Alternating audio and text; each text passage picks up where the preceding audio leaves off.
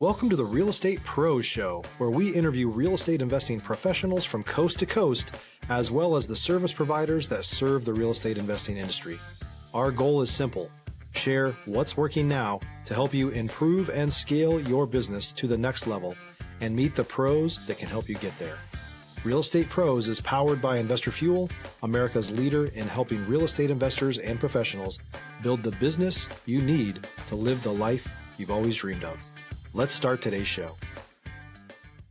Property insurance for real estate investors doesn't have to be difficult, but it does need to be there to protect you when you need it. MyInvestorInsurance.com not only provides insurance at 15 to 30% cheaper than traditional agencies, it's built specifically for real estate investors like you. You can set up an account in about 2 minutes, get quotes on properties, turn on and turn off insurance for your fix and flip or rental properties in around 2 minutes without having to talk to anyone directly, all through our portal. There's no better way or faster way to make sure you've got the coverage you need to protect you, and no more lengthy policies either. Once you're set up, you're billed monthly and prorated by the day for however long your policy is active. It's powered by MSI, the third largest independent MGA, with 1.5 million customers and more than $1 billion in cumulative premiums written. Get set up today in about 2 minutes at myinvestorinsurance.com/fuel. Hey folks, welcome back to the show. I'm your host, Dylan Silver, and today on the show, I have an owner of a damage restoration company out in New York and also Connecticut, Alejandro Restrepo. Alejandro, welcome to the show. Yeah, thanks for having me. It's a pleasure to have you. I always like to start off at the top of these shows by asking folks how they got involved in the real estate space. So for us specifically, like I said, you said we own a full-service property restoration company. We were involved through real estate just because during real estate transactions, oftentimes mold is found or hidden damages are found, usually within the listing process.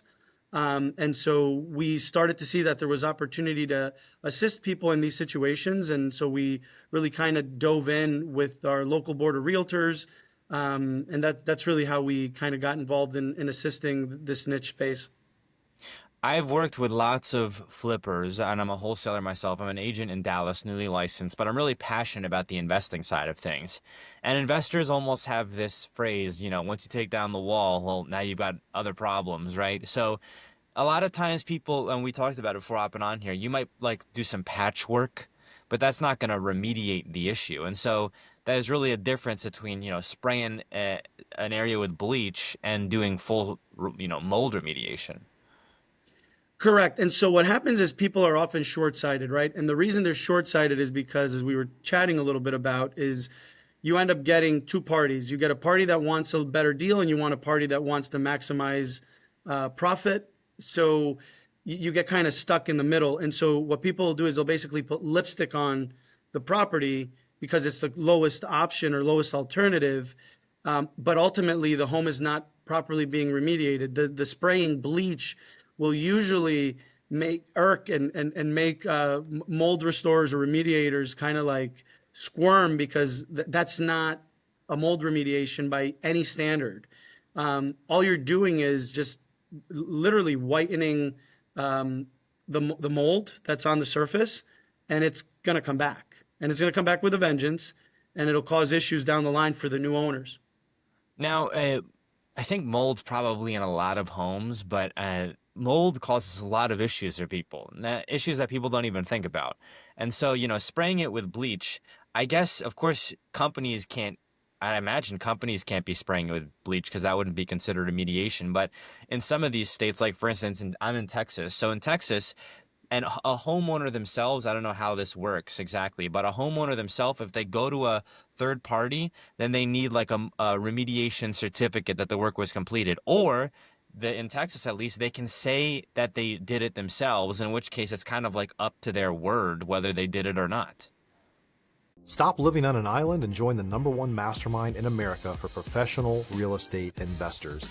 Investor Fuel is a community of hundreds of the nation's top investors working together to build stronger businesses and better lives. In addition to the amazing community of real estate investors acting as a board of advisors for one another, Investor Fuel members have access to 100% funding on purchase and repairs for our members only, a health insurance program, and benefits and discounts that more than pays for the membership of most of our members, meaning it's actually costing you money to not be a member of Investor Fuel. If you're looking to scale your business and build a business that allows you to live the life of your dreams, please visit investorfuel.com today and book a call with our team. So what's interesting about that, about mold itself, is there's a lot of, and real estate, really it's state specific, right? So as far as the market where we operate in, when you go to list a house, they need to do the disclosure document. And in the disclosure document, what you find is it literally says, yeah, was mold found? Yes. And was some remediation done? So you're using the terminology some. So it's okay, what is some? Define some remediation. And so is spraying bleach, does that kind of satisfy that legal requirement? So I think that's kind of where it comes in, that people get away with this and people leave it up to the home inspector. That's why I know in your guys' industry, it's a lot about like, make sure you get a very good home inspection. But also in the realtor community, you learn of these, you learn of home inspectors that are like, they'll refer to them as deal killers because they're too thorough. And then you'll talk about the other one that's like the rubber stamp guy. So just making sure you're finding the proper, professional for what you're looking for in your house, because ultimately they're the ones that are going to point out the issues with the house. And then don't try and cut corners. So I guess that's kind of the direction it goes. And it really does come down to what the state requirements are and how people are either being honest with their fulfillment of their roles prior to turning a property over. I have a personal connection to, I guess a funny thing to say, I have a personal connection to mold because I was renting a room in a ranch home that I think had some mold in it, And then I went and just slept in an ADU, an alternative dwelling unit. And it was kind of, not fully even converted, right? It was basically a glorified shed. And what was funny was I was like, I've slept a lot better last night. What's up with that? And then talking with some of the other people, they were like, yeah, there might be mold, da-da-da. And I was thinking, man, that really affected me, sleeping there. I wonder, how many other people this affects. I kind of went down a rabbit hole, and it turns out there's all these issues that people don't even aware that they might be being affected by, sleep issues, of course, anything related to your respiratory system, but also things like attention, focus, like, mental clarity that can be affected by mold. Yeah. So and we always, again, because we're in such a litigious state, just in general, like everybody's always looking to put liability and fault on people. So we're very kind of cautious when we talk about the medical aspect of it. But all you need to do is do like a search online about like the negative health consequences. And there are actually mold panels that medical professionals could run on patients, because usually they don't consider mold as like this cause of potential. Like let's say somebody goes in and the symptoms are very, very broad. It's, respiratory, scratchy throat, headache.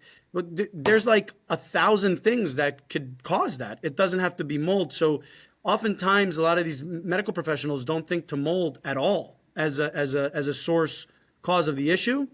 But so there are medical tests. There's like a blood panel that could be run to see if people respond to it. So what we usually tell people is if you feel like there's some kind of medical concern and you found that there is mold, like you've tested the air or you've sampled the surfaces for mold and you find it, and then you could kind of do a little bit of your own investigation. Like when was the last time when did this start? Did I just move into a new house?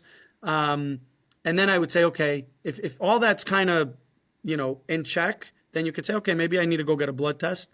But yes, the consequences are bad. There's a lot of very toxic types of mold. And then people always ask us the question is like, oh, what type of mold do we have? Is it the good kind? Is it black mold? Which actually the mold industry stemmed from a case in Texas years ago, and the entire family died, and they had health consequences. And I can't remember the name specifically, but it's really what was the birthplace of the mold remediation industry. It was due to a house in Texas that a family bought, and it was full of mold within the wall cavities, and nobody knew. And this family lived there forever. And like I said, they all passed away within years. So I'm not here trying to do a scare tactic or anything like that. Proper remediation is necessary. You need to make sure you're hiring honest professionals that are going to really help you out. And if you do feel you have a medical concern due to being exposed to long-term mold or something like that, absolutely reach out to a medical professional. A lot of holistic doctors, actually, they're easier they go more, they'll go to mold quicker than like some general practitioners, from what we know. Yeah, because like a lot of these things, there's, if I said I have headaches and, I'm not sleeping well, I mean, mold is not the first thing that comes to mind, I think, for most people. But I mean, you just have to think, what are the homes made out of? They're made out of wood, right? And then what happens to wood over time, exposure, so on and so forth. It almost seems like, and correct me if I'm wrong here, it almost seems like it'd be hard not to have mold in a home if it's been standing for, 80 years.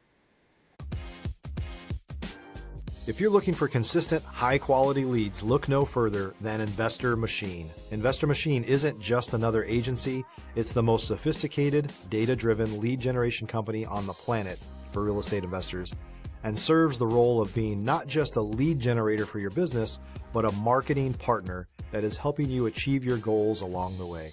Go to investormachine.com to learn more and schedule a call with our team today.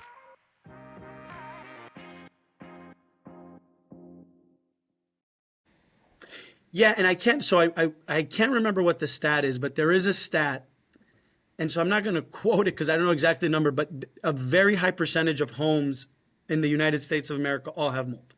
It's a very high number. I want to say it's somewhere between 50 and 70 is what I read, I think. If you do the search online, you'll be able to find it. And so problem is you have aging infrastructure. Yep. You'll have a slow leak that's hidden from a roof that wasn't properly flashed or a window that's not properly flashed. And so water's been getting in through this little corner, and it just happens that it's been there. And so it's outside of the house envelope. And so, it's not inside, but so does that house? Yes, that house has mold, right?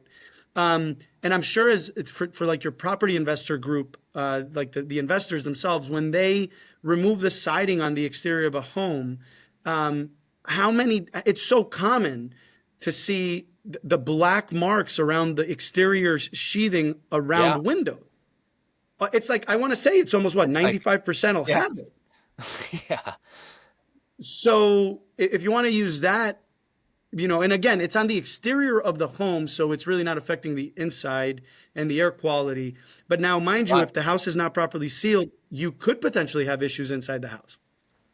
I mean, I've only done a handful of these myself where I've participated in the demos or the rehabs with these fix and flip properties. But I mean, once you start opening walls, it's like, it's hard for me to believe that there's lots of homes standing, to your point, that are older. We're talking certainly like 70s and earlier that don't have mold in them because they're just like what they're made out of. I mean, it's hard for me to believe. And I think when people are looking at buying new homes, I mean, to your point, or you really said some remediation. Has some remediation been done? Well, what is some? The home might look really pretty. You might be in love with the kitchen. You might be in love with the master bathroom, but you just don't want to have to deal with these problems down the line. I certainly, if I'm an investor, I certainly don't want to have any type of liability attached to a patch job that I sold someone this home. Yeah, and then that runs into the whole part where, I'm not an attorney. I know you're not an attorney, but like you run into this issue where it's like people are doing just enough to skate by the legal requirements so they don't get in trouble. The damage will be found past the statute of limitations, whatever it might be. And so people are like, hey, not my problem. So it does go back to honesty. And that's a whole other topic of conversation. People are just trying to make a buck sometimes, and they don't think long term, and they don't think about how they could be affecting this family that's going into this house now. Because people just want the almighty dollar. And don't get me wrong, we run a very successful for-profit business, but we don't put our honesty in, like, I want to be able to sleep at night, and I want to be known as a reputable contractor. So I'm not doing that. But there's people that don't operate that way because they get blinded by the money. Alejandro, I want to talk about New York versus Connecticut. You're involved in, I'm from New Jersey originally, so I'm Dallas by way of New Jersey. So I grew up 27 miles outside of Manhattan in a town called Caldwell. New York and Connecticut, there's some differences there. Before hopping on here, you mentioned New York, you actually need, I believe it's a license or a certificate. It's different process than Connecticut. If you're a new or newer real estate investor looking to launch or grow your real estate investing business, please check out Investor Fuel Club. It's a coaching community, but unlike anything you've ever seen before. And you can actually partner with members of our mastermind from coast to coast on deals right in your market. There's no better opportunity to build a consistent business than to literally partner with pros to help you avoid costly mistakes, avoid the need for capital to do deals, and help you eliminate your fears as you're starting your business. Learn more about Investor Fuel Club at investorfuel.com/club. Yeah, so there's 5 states in the U.S. that have mold licensing requirements. I know Florida is one of them, New York's another, and I can't remember offhand the others. But so our company operates between Fairfield County and Westchester County, so we're like literally divided, right? Both the requirements couldn't be more different. Literally in Connecticut, the requirements are non-existent. There's guidelines, but they're not enforced. In the state of New York, if you're going to be involved in the mold remediation industry, you need to follow very specific guidelines, and you need to be licensed, and your people need to be licensed. So, to run a quick comparison, we go out to do a project in Connecticut and somebody finds mold. Now, we do our work to the guidelines, like we follow IICRC guidelines, which is our governing body, anywhere we do work, right? So our standard of operating is exactly the same. It doesn't matter if it's New York, Connecticut, we do the same. But if we're to do a job in Connecticut, we do not need to get the property tested and have a remediation protocol written by a certified hygienist. Where in the state of New York, you find mold on a job, you need to stop immediately. You need to call in a hygienist. He prepares a report, and then you do the remediation based off of his report or his guideline. And then they come in and clear the work after you're done to make sure that it was a successful mold remediation. Connecticut doesn't require that. So there's got to be then. I mean, this is just my feedback as an outsider looking in is like, well, if they're not having the hygienist come in, then there's got to be a lot of instances where, people can say they're doing mold remediation and there's still evidence of mold in Connecticut. Yeah, yes. There could be. There could very well be. I mean, and again, what you're looking for if you're buying a house to live in is you want to make sure that you're buying a clean environment that's good for you to live in, and with your family or what have you. And then if you look on the opposite end, you're selling a house as, let's say, a real estate investor, and you're blinded by the almighty dollar, and you're just like, I don't care. I just want to maximize my profits. So if this guy's going to come in and say and alleviate my some remediation, then I'll just sell the house. I don't care. So, we, like I said, us personally, we hold ourselves to the standard. It doesn't really matter. We do the work the way it's supposed to be done wherever we are. Yeah. Now, inspections in Connecticut, do you know if inspections inspectors in Connecticut are going through the hygienist panel, or is it like if there's no obvious sightings of mold, then, it passes? We found as I'm sure like in your area as well, it's, suspected mold-like substance is what the home inspectors put on their reports, and because they're not hygienists. But a lot of home inspection companies are starting to run air samples. So they'll charge for a mold test, and they'll identify levels of mold within the environment. However, they can't interpret the result. All they could do is say, hey, there is X amount of Stachybotrys per cubic meter, and it's elevated in comparison to the control test, which the control test would be the exterior of the home. So then you're saying, okay, the exterior is going to say there's 10 Stachybotrys, and then interior says it's 1,500 Stachybotrys. So you have a problem.